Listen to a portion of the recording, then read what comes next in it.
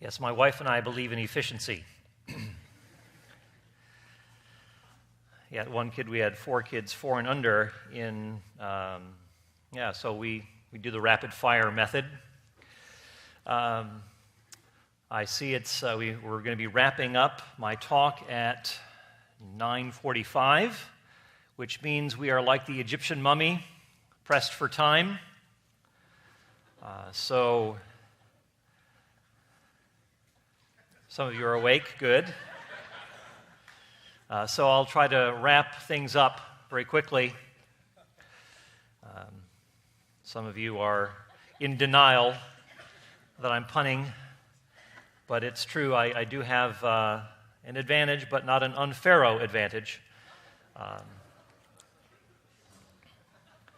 So rather than babble on and on about these things, I'll just roll right into the discussion of slavery. When we read about slavery, we see the word slave in the Old Testament. What this typically kicks up in the minds of many people is that it's just like slavery in the pre-Civil War or antebellum South. So when the Bible seems to permit slavery in the Old Testament, at least, we see that, a lot of people making this association. How could God permit that? That seems so terrible. You think of what Harriet Beecher Stowe said about this in her, she wrote Uncle Tom's Cabin, which was quite the dramatic sensation during the time of the Civil War. She said, "The legal power of the master amounts to an absolute despotism over body and soul, and that there is no protection for the slave's life." You may have heard about the 4 horsemen of the new atheism: Sam Harris, Richard Dawkins, Daniel Dennett, and Christopher Hitchens, and they're very strong. Their arguments aren't very substantial, but they make a lot of rhetorical and emotional arguments against belief in God, and they will often target the God of the Old Testament. And so you'll have, for example, Sam Harris writing about slaves who are, human beings who are capable of suffering and capable of experiencing happiness, yet the Old Testament regards them as farm equipment, which is patently evil. Farm equipment. Is that what the Old Testament is portraying? Well, let's take a closer look. What I'd like to do is first give a general overview of what the Old Testament has to say about servitude in Israel. I'm going to be using the word servitude rather than slavery because I think it's inaccurate. And then we'll look at 3 problem passages. 3 problem passages in the Old Testament, the ones that are typically raised with regard to the oppressive nature of slavery in the Old Testament, as people will put it. And then finally, just a few brief reflections on the New Testament's assessment of this issue of slavery or servitude. And then we'll break out into the individual tables for your contemplation and small group discussion there. But first, let me say something about Hebrew servanthood. This is to be understood as indentured servitude, a contracted hire for a period of about 7 years. This was something that was quite common during the colonial era, when people needed to pay their way to the New World. And so in order to, they couldn't afford it, and so somebody would lend money, and then in order to pay it back, they would become indentured servants temporarily in the household of an employer. A lot of times people, when they see the term, buying, selling, and so forth, and we'll talk about that briefly, but they often assume that this is, there's something wrong with this, that people are mere property if you use that kind of language. Well, actually, we use that today when we talk about sports players being traded. How degrading, how dehumanizing, right? No, we don't think that. We've got team owners, and we don't think that that is at all onerous on the players. We think that that's just fine. That's just the language that we use. But it doesn't mean that if someone belongs to a franchise that he's merely property. But it does mean that there is some sort of a contractual arrangement. Now, why would people go into servitude in Israel? Well, it was through poverty, destitution, when crops failed, when you had to sell everything, including your property. You had to do something to sustain your family. And so the last resort was, get this, voluntary servitude. People would individually, like the head of the household, would kind of parcel out various members of the family to be in individual households for a certain amount of time so that they could recoup some of their losses and then come back together. It was something that was temporary. There was a 7-year cap on the length of servitude. And so when we read in, say, Leviticus 25, if one of your fellow men, an Israelite, sells himself into servitude, we don't think of, that is a noted contrast between what we see there and what is going on in the pre-Civil War South. People didn't sell themselves into slavery in the pre-Civil War South. No, they were kidnapped, brought over, and many of them dying along the way. You know the story, the tragic story. If you haven't seen the movie Amazing Grace, that is a terrific movie to recommend to you all. But it was, people didn't sell themselves out of destitution into servitude, but rather it was forced upon them. A wife and children could be sold. That is, they had no other recourse. But if you sold yourself into slavery, you would have food, clothing, shelter, and labor. And again, that term was capped at 7 years, and the contract was over. And then there was the freedom to if possible, to move back into a regrouped family setting. So again, servanthood was not imposed by an outsider.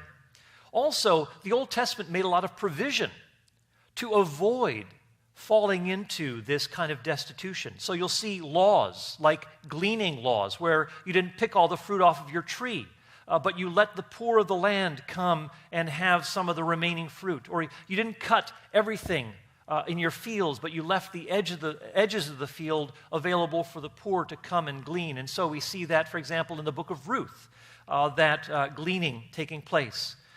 Servants, when they were to be released from their servitude, they were to be sent off with abundant provisions. And the employer was not allowed to send them off with a grudging heart, but rather with a full and liberal heart. As one person put it, Hebrew has no vocabulary of slavery, only of servanthood. And what we see in the Old Testament are really laws that are to control and regulate servitude so that it doesn't become an ongoing, institutionalized undertaking, but rather is something that is intended to be temporary. There is to be a safety net for those who are the poorest of the poor, to get them back on their feet. So you couldn't loan out money at interest, for example, to those who are poor. You had, so that they wouldn't become oppressed. You didn't have those loan sharks. That was not permitted in Israel. Also, let me say something now about the dignity of the servant in Israel. Israel's servant laws were concerned, as I said, about controlling or regulating, not idealizing servitude, but simply regulating it so that people would not become disadvantaged on a permanent basis. Forced slavery, on the other hand, was punishable by death. And again, once a person was done with his term of service, he entered into the full, unencumbered rights as a full citizen.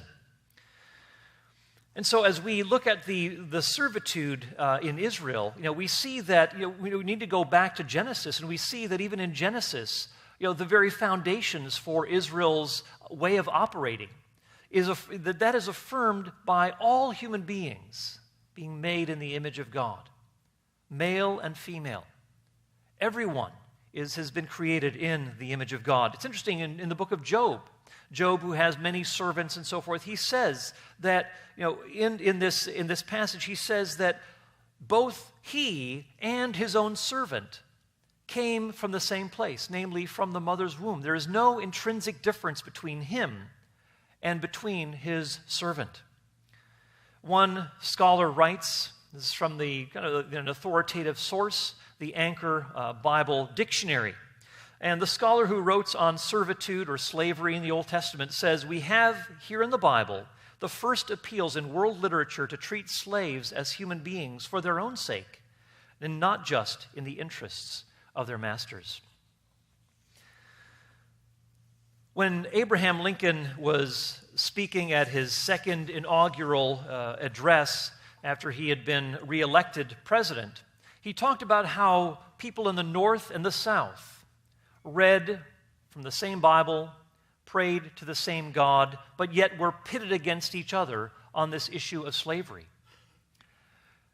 Now, I would argue that if people had read their Bibles more carefully in the Scriptures, had read, in the South, they would have recognized that many of the practices carried out in the institution of slavery were simply opposed to how slaves, were to be treated. It was simply a fundamental opposition.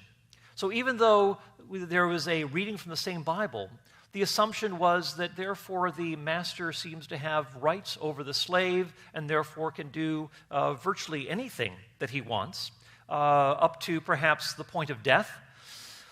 But we have three provisions in the law of Moses that, if followed, we would not have had the issue of slavery in this land. The first is that of the anti-harm laws, and I'll be brief here. When there was an injured servant, Exodus 21 says, his eye was gouged out or his tooth knocked out, he was to be immediately released. If the employer had done this, then he was to be immediately released and debt-free because he had been injured. Now, if that kind of law were followed in the Civil War South, pre-Civil War South, this would not have been. The issue of, sometimes you'll see these horrific pictures of people who are injured, maimed by their masters. That sort of a thing was not permitted in Israel. In fact, it's interesting, the Babylon's Hammurabi Code was permitted the master to cut off his disobedient slave's ear.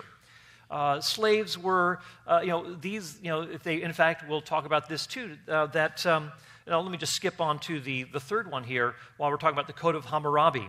The Code of Hammurabi basically had a fugitive law, that if a slave ran away, the person who harbored that slave could be put to death. He had to be returned to his master. But in the Scriptures, we see that if a slave ran away, a foreign slave ran away and sought refuge in Israel, he was allowed to settle in any of the cities in Israel. There was freedom for him to settle in and to enjoy the protection of Israel.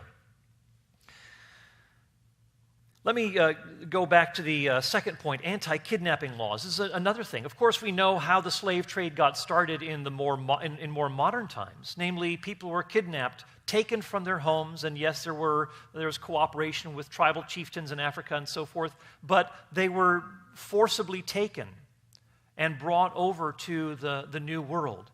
But yet we read in the law of Moses, both in Exodus 21 as well as Deuteronomy 24, he who kidnaps a man, whether he sells him or is found in his possession, shall surely be put to death. Kidnapping was taken very seriously. Human theft was not permitted. So again, if these three laws had been enacted, put in place in the New World, slavery would not have been an issue. So we see a remarkable improvement, not only over what we see going on in the Civil War South, but even in the ancient Near East. We see human beings, these slaves, servants, these were regarded as full human beings that had rights. And if you abused them, then you were liable under the law.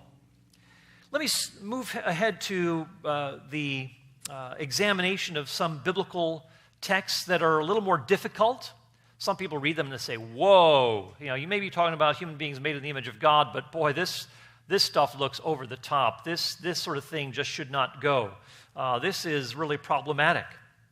All right, let's take them one at a time. And again, these are, as I look at the Old Testament texts, these are the ones that have stood out to me as being the ones that pose the most problem.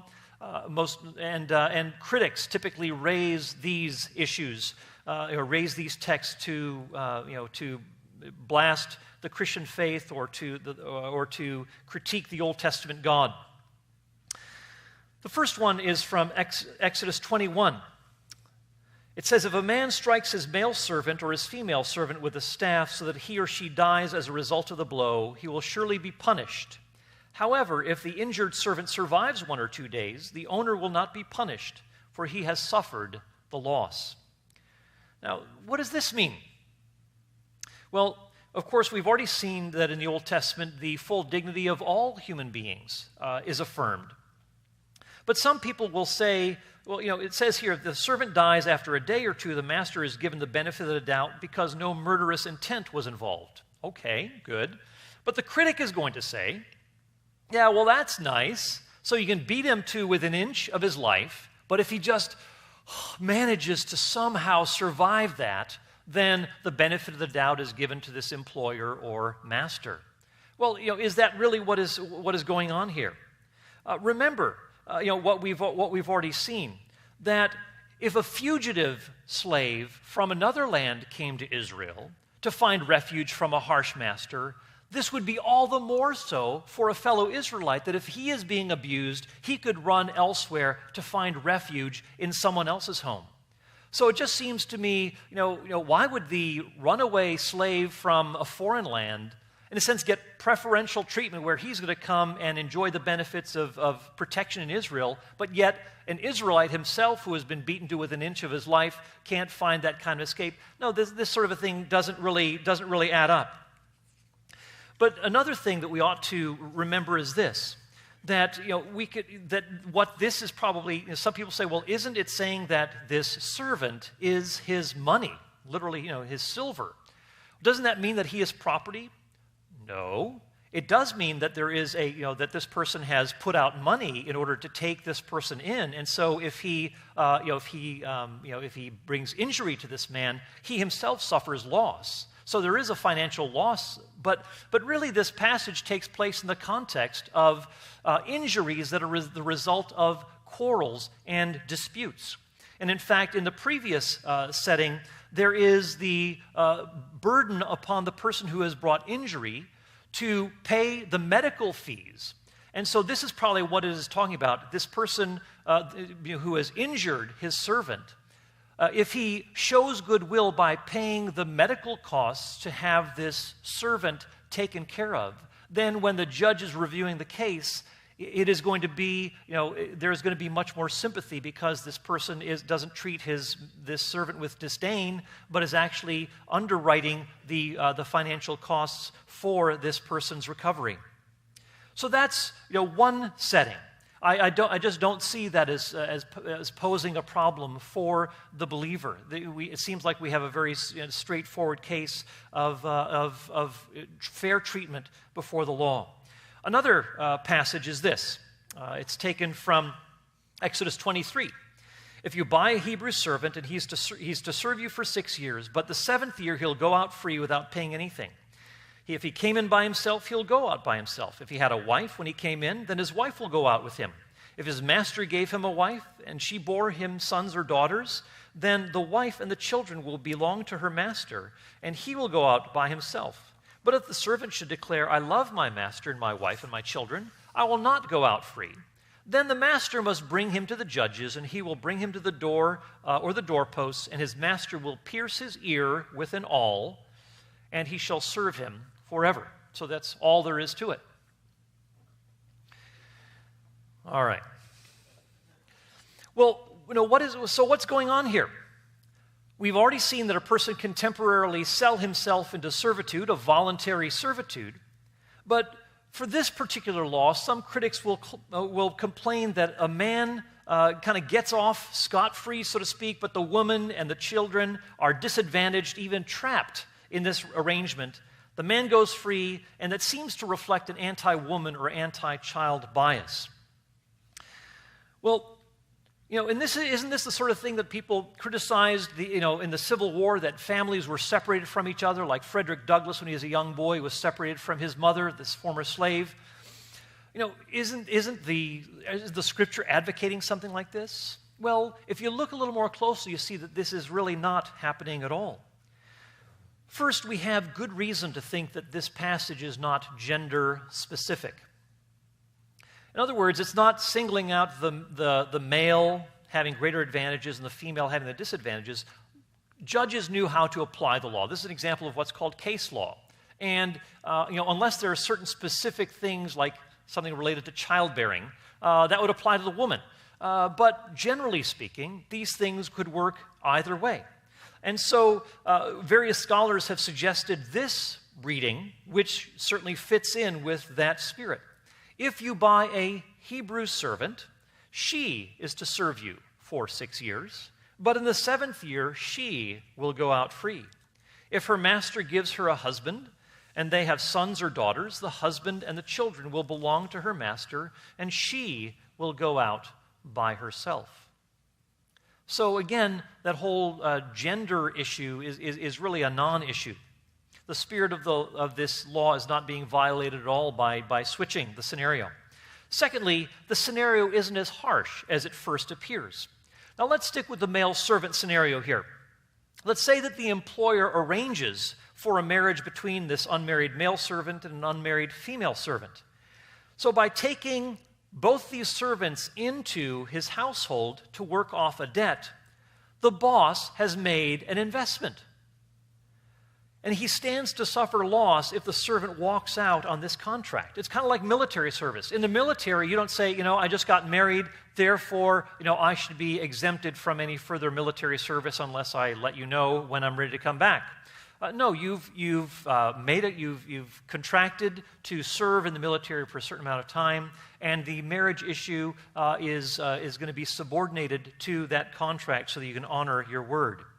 So it wouldn't make sense to let the man go with his family without paying off the debt. Thirdly, the released man has 3 options. He could wait for his wife and children to finish their term of service while he worked elsewhere, but that's not a good arrangement. No, he wants to be together with his family. And so why be separated, working elsewhere when you can be with your family in that household? Secondly, he could get a decent job elsewhere and save his shekels to pay his former boss to release his wife and kids from a contractual obligation. Well, the problem here is that you've not only got to sustain yourself, but you're also trying at the same time to buy out the employer so that he will release your wife and children. The most stable and economically sensible thing to do was to permanently attach yourself to this employer. And so that transaction at the door and the piercing of the ear and so forth makes a good deal of sense, given the harsh economic times that one would be going back into if you try to work a job and also pay off sustain yourself and also pay your former boss. So I think, again, a very sensible response to some of these issues. I think this third text is the one that raises the most questions in the minds of many people. And I'll read you the text from Leviticus 25. Now listen carefully here. This is, maybe some things will stand out in your mind. Some maybe alarm bells will go off. We're told that the Israelites are not to be sold in a slave sale. It says, but as for your male and female slaves, whom you may have, you may acquire male and female slaves from the pagan nations that are around you. Then, too, it is out of the sons of the sojourners who live as aliens among you that you may gain acquisition. And out of their families who are with you, whom they will have produced in your land, they may also become your possession. You may even bequeath them to your sons after you to receive as a possession. You can use them as permanent slaves. This is one particular translation. Now, some people say, you had me up to this point. It was looking good. And then I read this text and This is really throwing me for a loop. All right, well, let's unpack this a little bit. It's interesting that in this same text earlier in Leviticus 19, Israel is told to love the stranger, same word that's used here, the sojourner, to love the stranger or the sojourner in the land. Interestingly, too, in Exodus, even before that, in Exodus 21, we read about there is the importance of not abusing those who were in servitude. And this applied not just to those who were Jews, but also to anyone who is in the land. And God is often reminding the people. You see this repeated throughout Exodus, Leviticus, Deuteronomy. You see repeated to treat kindly or to love the alien in your midst because you too were aliens in the land of Egypt. So their experience in a foreign land was to shape their attitudes about how people in their own land from other countries were to be treated. A second point is this. The verb acquire in Leviticus 25 doesn't have to involve selling or purchasing as property, as we've seen. People could sell themselves into servitude, and that was considered a financial transaction. But it didn't mean that that person was therefore mere property. It's interesting, too, that this verb is used in other portions of the Old Testament, where, for example, in Genesis 4:1, Eve has acquired or gotten a child with the help of the Lord. In Genesis 14:19, God is seen as the possessor of heaven and earth. Boaz acquires Ruth as his wife. There was a certain legal transaction, but you see Ruth in the book of Ruth as fully equal to Boaz, even though she's a foreigner. She is a full partner with Boaz, and one who is the great-great-great-grandmother to King David. Thirdly, the very aliens, and this is very important. You see in that passage in Leviticus 25, it talks about aliens and sojourners.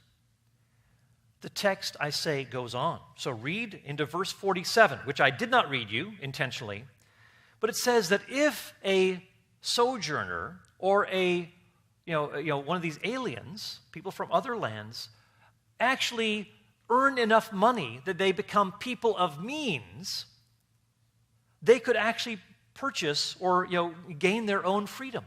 The assumption is that they don't have to be bound in that particular condition.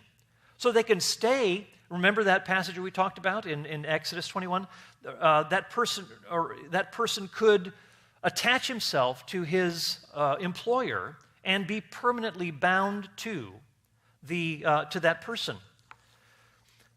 So they weren't stuck in lifelong servitude inevitably.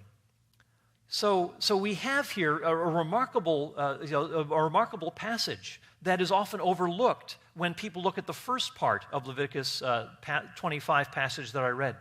Also, it's interesting that as we read the other passages in the Old Testament, we see that foreign servants themselves could become elevated and apparently fully equal to the Israelite citizens. So, for instance, Caleb's descendant Yarha ended up marrying an Egyptian servant.